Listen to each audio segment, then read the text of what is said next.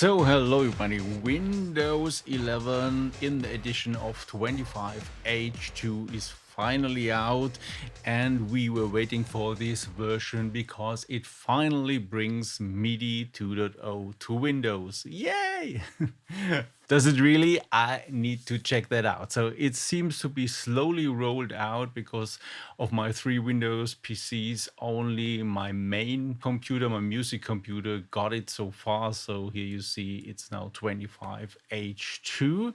My office PC did not receive it yet. And even more sadly, my ARM-based laptop is also not receiving it so far, which I'm even more waiting for because it also should bring support for generic ASIO driver for class compliant audio devices. So I guess a little bit more patience is necessary for that. But nevertheless, here we have a first test version now to have a look at that. If you forgot everything about MIDI 2.0 for Windows, here's a refresher why we want to have that. So, okay, for sure, you want to have the new MIDI 2.0 features, but they also promise the integration of the old MIDI 1 into the new MIDI 2.0 universe. And this brings us also multi-client support, which means you can now finally access a MIDI port from multiple applications without this famous error that there is not enough system resources, which was always complete nonsense. So let's have a look at the architecture. So in the middle, there is now this Windows MIDI service, which manages everything MIDI on Windows now. And if you look at the bottom on the device side, so here we have the old MIDI 1.0 devices, which have their good old driver, but there is now a transport driver which translate that into MIDI 2.0 messages. And here we have now a MIDI 2.0 device, and this uses now the new generic MIDI 2.0 driver, which means for all new devices, you should not need a specific driver. Hello, Roland. So we hope about that is really true, and we simply can plug in any new upcoming devices into our system. And here is the driver for that as well. And you can have virtual devices directly in the system as well as loopback transport. So you can send MIDI messages from one application to another directly in the system without a need, for example, like tools like LoopBE. And you will also get diagnostics, which I totally love on Mac OS, and you can simply monitor all the messages running via a MIDI port, which was so far not possible on Windows. And there is upcoming support, which is not yet there. So the promise is Bluetooth and RTP, so via network. And also patch bay routing seems not to be fully there and things like that. So there is still some waiting there, but the basic stuff should be now finally be in the system. But also have a look at the top, which means we have here also translation back to MIDI 1.0 and also in the other direction, which means if you have an old MIDI 1.0 device connected, it first gets converted to MIDI 2.0 and then back to 1.0. But this is totally straightforward and easy to do, so no issue with that. And the old driver will then also be available, which means all your current applications which support only MIDI 1.0 will still work. And also Microsoft had an update for API, so WinRT support for MIDI is also fully supported, and also this interface will keep on working. But here you have now the new support, so this is what developers now need to integrate in all the DAWs or other tools have MIDI 2.0 functionality. So without that, we cannot do anything with the new stuff, but I guess this will be happen quite soon. So, but what can you do currently with this new system? There is this GitHub page of Microsoft, which provided already access to that and provided also tools for developers for quite some times. But you had to have the preview versions of Windows or the Canary builds, and now you can simply test with the normal system with the 25H2 version. And you get these additional tools from this page, from the release page, or the official download is now here. That page, so it's there's a short link for that, and it's, where is it? It's here, so that's a short link for that, but I will also note these links down in the description of the video, so you don't have to type that, but that's really straightforward here. And you will end up here on this page with a little bit of a longer name. And here you can download this runtime and tools, still in a preview, so it's not fully there, and it has some things not working and maybe some bugs they are saying here, but it's already ready to test. So the ARM installer sadly does not help yet because it's not here on my ARM PC, but I will report back on that as soon as it's available as well. So we need to download the x64 installer for my normal Intel PC. And on this page you find also a bit more description, more developer documents and stuff like that, and a bit more explanation what's in this package and what's it doing and so on. So let's install that. So here is the application installer, and let's run that, and then it's doing its thing. And now it's starting the new MIDI service, so we can use the MIDI 2.0 functionality. So here we have the interface, which is intended for the musicians. So this is not necessarily only for developers, where you can manage your MIDI devices. You have also the option now to rename them, which was always a wish for Windows users, that they can rename their MIDI ports, and this is now also possible. So you have several features here. What can you do here from the starting page? You can create an endpoint, so you for interprocess communication between applications. There's also a little tool for sending system exclusive data, which is a nice touch. You can make this auto run, so the MIDI service gets started all the time, which clearly you want to have, but that's also the default setting, and this is already enabled. And we can open the MIDI console, which we'll have a look at in a second. And you can also store diagnostics for error logs. And there are also some links to get further information about the API and the link to the GitHub repo and so on. But that's normally not what the musician interests. The interest to us is more on this page. And here you see all your connected devices, which has some further info. So you see it's a little bit small, but you see which format is supported. It's MIDI 1 only, and you see all these are marked now as multi-client, which they are not out of the box, and you can now access these ports from multiple applications, which is really a great advantage. So you can also switch that to a list display, which makes it a little bit more readable. And you have two commands for each of them. You can send a panic command to, for example, kill hanging notes.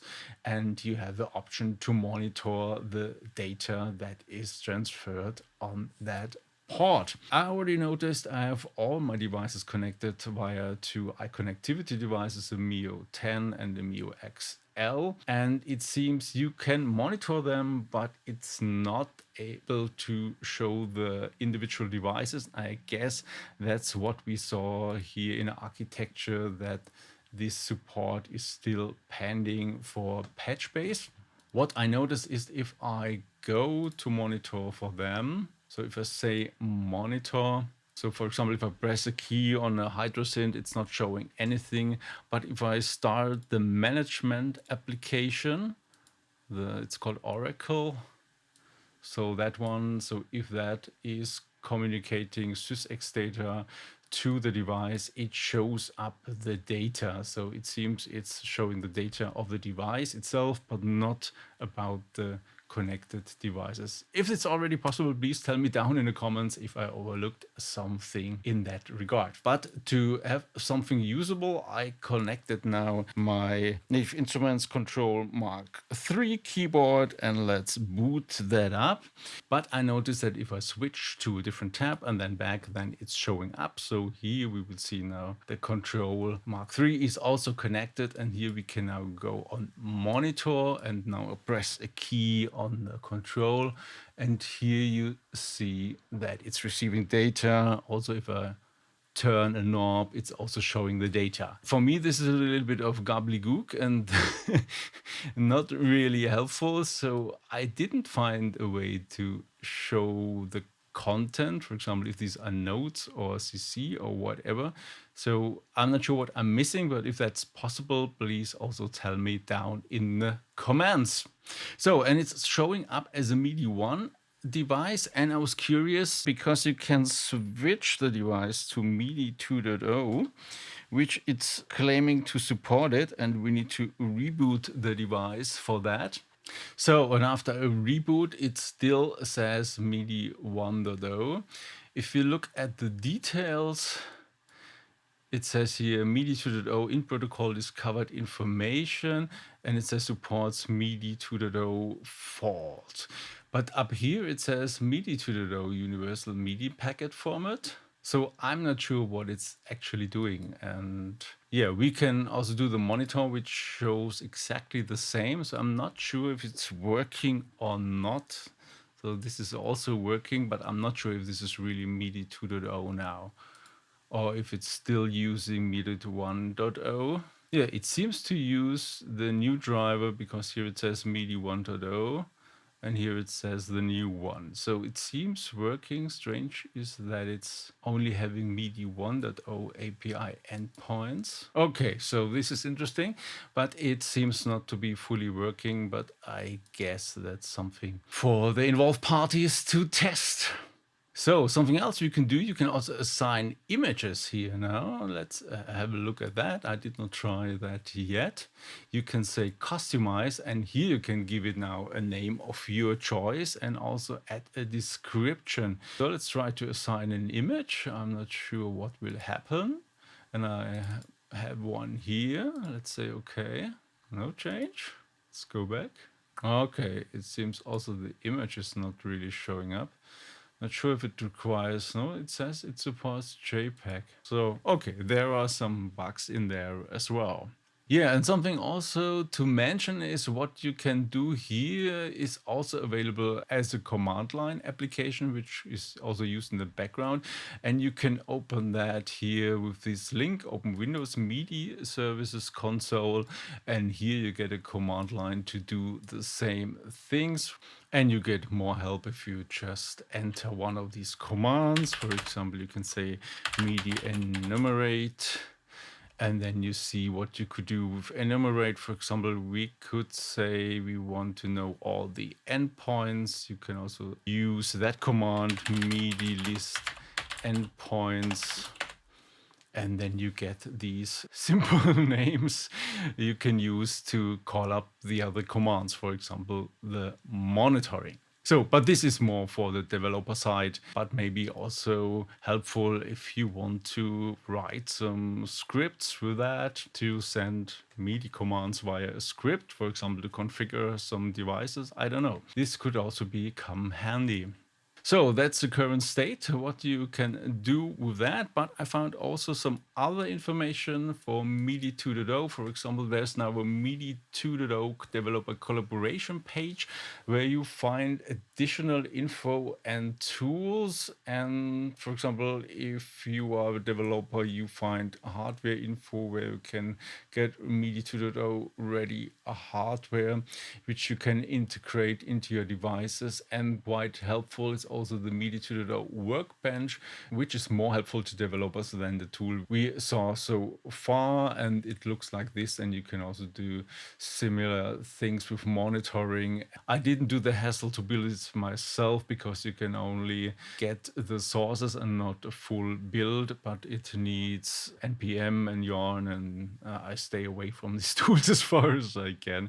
But nevertheless, that's easy to build if you want to have a look at this tool yourself. A little bit older information I stumbled across was that there was a meeting already last year before Superbooth of developers discussing how they could have a unique access form to support MIDI CI from the DAW, which would be really great. If you remember, MIDI CI is to show parameters, for example, on a controller like the Control Mark III, without configuring anything. And this would be really cool. For example, if you have the remote control parameters of Bitwig directly showing up of a, for example, Control Mark III device or an Ovation launch key.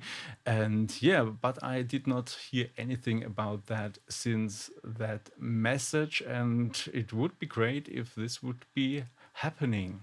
And another tip for developers, if you are a C++ developer and looking for an abstraction for all operating systems, there is LibreMIDI for you. It also already supports the new Windows API from version 5. At least they tested with the preview 9, so not too old. I'm not sure if the API changed since then or not, but nevertheless, I guess they will also adapt this to possible changes. Pretty helpful if you are a developer in C++. Seems we are not yet fully there in autumn 2025 as was promised, but nevertheless, the infrastructure is now there, and now developers need to come up to speed to integrate MIDI to the DAW into their software. And I will keep you posted what's going on. Hopefully, we will see the ARM update soon, and I will report back on that as well. Yeah, until next time, make some fun.